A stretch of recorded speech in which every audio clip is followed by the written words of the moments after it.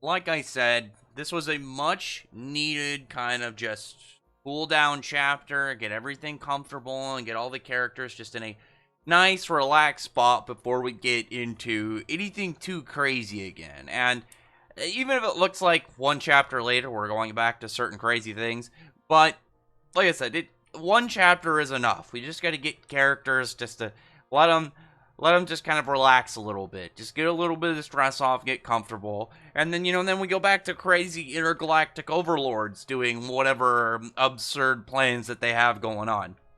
So, this chapter, like I said, it was just comfortable. It was nice. We got to see stuff that I think everyone would like. You got to see characters, at the beach. Everyone likes a good beach part. There was just some, all the girls in the swimsuits. You got to have some nice ship moments. Just the paneling in general was really nice. Like, I look at the spread, it looks beautiful. I thought it was just, and as well as the comedy too. I liked I liked Wise's stuff. I thought his, just being kind of the lecherous dude was pretty funny. I also enjoyed the part with like him messing with Shiki with the lobster and like trying to trigger up his fear of bugs. I thought this was just an all around very very enjoyable time. It's not like it wasn't a huge crazy hype chapter. Stuff at the end was pretty intriguing, but for the most part, you can go through this chapter aside from the last 2 pages and just be not having to worry about too much, just enjoying the ride. You don't have to like put in a ton of crazy kind of just prep into whatever absurd thing is about to happen next. Is there going to be some other time traveling robot dinosaur octopus or something showing up? No, it's just okay. We're having a nice beach episode. There's going to be some stuff about characters in bikinis. It's just going to be comfortable. And so I do think this was just I think it was just a nice little character part, and I do think the relaxation helps just set the tone up for the future, because now it looks like we're doing some weird stuff with an underwater city, and well, I wonder if that's going to be like mermaids. I'm kind of hoping it's not mermaids. I'm hoping it's more like fish people. One thing that I've said Eden Zero is lacking not like it's important majorly, but I think it should have it, is more alien races, just because obviously this is a space themed series. I do think that we should just get a couple of alien races just to kind of like get everything nicely kind of sorted out. Just have things presented in like, oh yeah, we have a couple notable races besides just humans. Like the one thing that I will say we need in Eden Zero when it comes to aliens is we need to have like an alien race that's like, okay, this is like the big guys. These are the big deal aliens anytime they show up, like some form of like super militaristic conquering race that just kind of like, it's like, oh shit, these guys are here. We need to get the hell out of here. Just it's some form of faction that their presence alone kind of just can create a level of tension, and how just anyone like tied to like, oh yeah, this guy's a whatever rank officer in the battalion of whatever this army, and like, oh shit, that guy must be powerful just by proxy of it, being a whatever rank in this empire. I think that would be much needed, and I think it would add a very, what I would think, critical aspect to the whole space, big space adventure style series. Because I don't know, I think it'd be really weird not to have it. Like, every series tends to have that one kind of like race or group that it's like, oh, those are the hype guys. Those are the big deals you kind of gotta talk about. Obviously, something like, you have something like Naruto. You have like the Uchiha and the was it Senju? I was gonna say Senjin, but I'm pretty sure it's a Senju. And, you got Fairy Tail, generally the Dragon Slayers in Fairy Tail. When Black Clover is like the devil possessed, you always have those groups where it's like, regardless of what we know about the character so far, if what we know about them has to do with something preset, we know they're a big deal. We know they're going to be a big deal if they're going to show up. And it's like, oh, this guy's, he's going to have at least a level of combat training or a level of weaponry or something, that it's going to be, a big notable person. I don't know. It's something way for the future. And it's like, right now, I'm going off of hopes and speculation, but I do think it's something we need to see. And I like how I ranted about that for a good like minute or so, off of like, hey, maybe we got fish people in the city.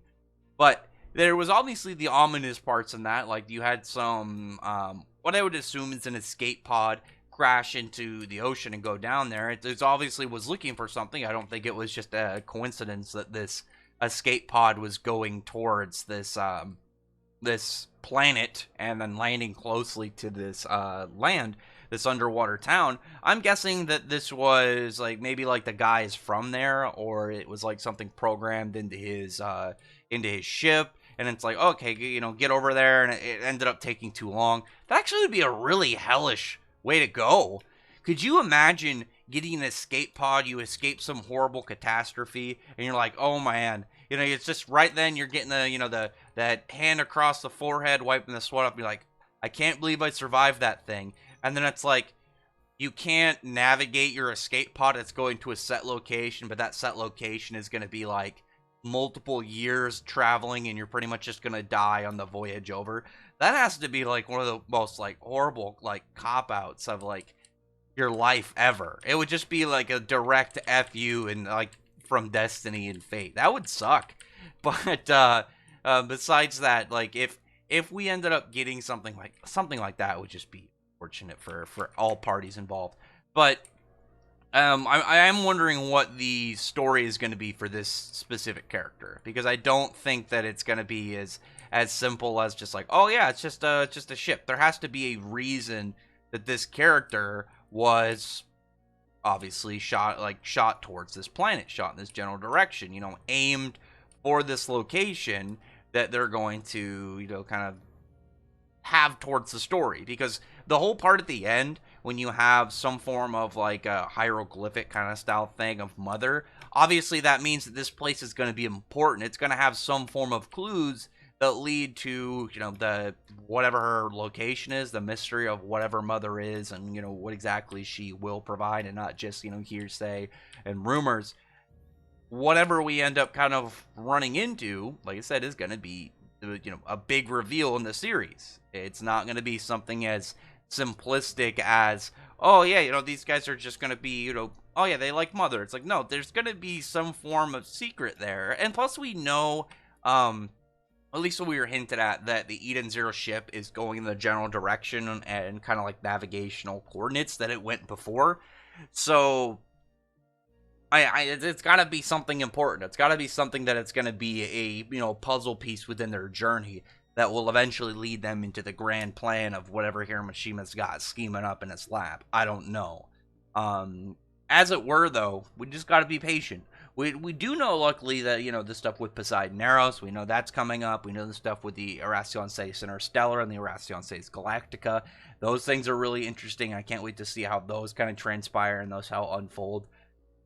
I'm trying to think of more stuff just to generally kind of talk about that we were given, because, like, this chapter, like I said, for the most part, it was fun. It was more kind of relaxed. Go, you can just kind of read it and enjoy it as it's going. You don't have to kind of think too crazy about stuff going on. I did really like the parts with Rebecca and Shiki, and you have him kind of, using his ether gear to kind of fly up and just give her a better shot. And it was just all around nice. And even if that led into, well, I feel like they would have seen the ship already, but I think it just added a little bit of extra kind of component to it, the fact that they're way high up seeing it.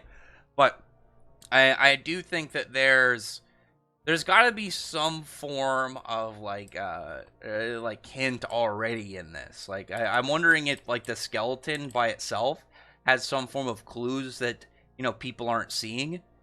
I don't know. I feel like there's got to be something about maybe the ship, or there's some detail that's kind of being overlooked, or at least something that is laid out here that we'll find out later.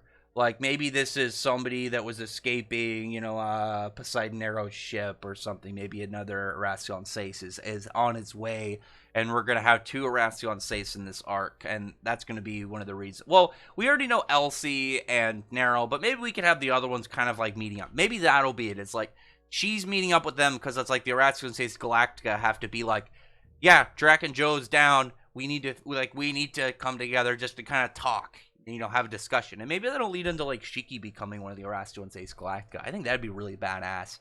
And then meeting up with all these other guys. I don't know. It's obviously the mystery of what's to come. But for now, we just gotta be patient. We just gotta be patient and wait. I actually really like the idea of Shiki becoming one of the Erasion 6 Galactica. And then maybe, like, the other Erasion Says Galactica, instead of being enemies, are kind of more like, maybe not allies, but they are more like business associates or something. You can kind of like look at it like that. And it would be cool because like defeating Draken Joe, like Shiki getting put in that position after defeating Draken Joe would make sense. I think that'd be really cool to see. But anyway, other than that, I've been rambling a little on too long. I don't want to go forever. I'm already like at what 10.5 minutes or something. I'd feel bad because I know like some of the YouTube guys will try and like skim past 10 minutes. Sometimes I'll actually, if I notice it's like 9 minutes something seconds, I'll try and finish it like faster because I don't want to end up being one of those guys who's like tries to just get over 10 minutes.